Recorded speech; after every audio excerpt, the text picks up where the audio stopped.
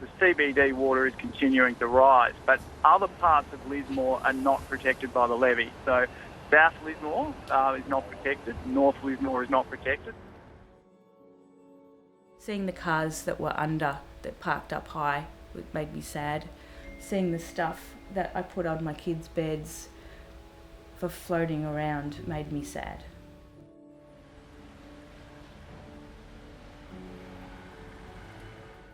Having to sell your personal things to pay people, and when you've got nothing, it's just a bit overwhelming.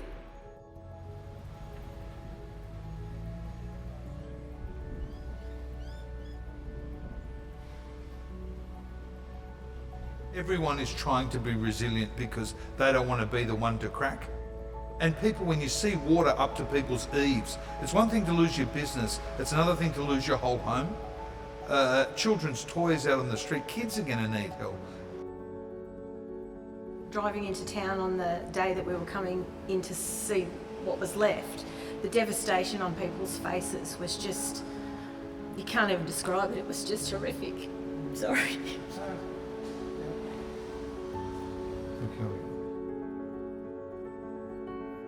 The reason's my two daughters, one's 9 and one's 8, and they're both down here, but Sunday night they sat on the lounge and watched their parents sobbing. I think that you've got to rely on the help and support of people around you. I've been lucky that I've had that. A lot of people out there don't have that. And I think a lot of people aren't going to need a lot of help just to get themselves back to even close to where they were before. We don't own a property, we don't own this building, so that really generous, please hear my sarcasm, that generous loan offer from the government doesn't apply to us because we don't have security in a mortgage or land or anything like that.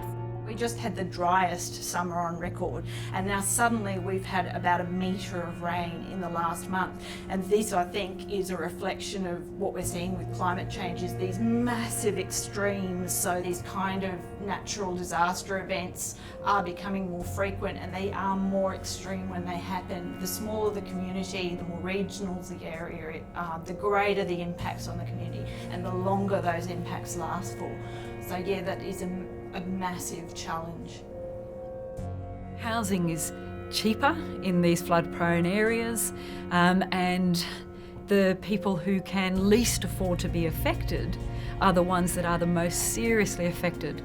So you've really got to look at climate adaptation and responsible policies in the context of equity as well. We are talking about some of the most vulnerable members of our community are the most significantly impacted and have the least capacity to respond themselves.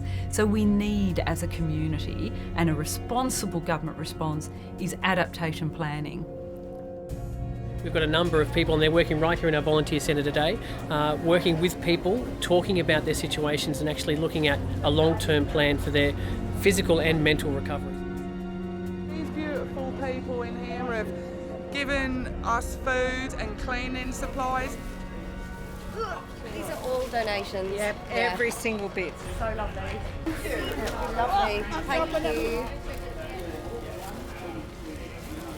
Excellent. Thank you so much.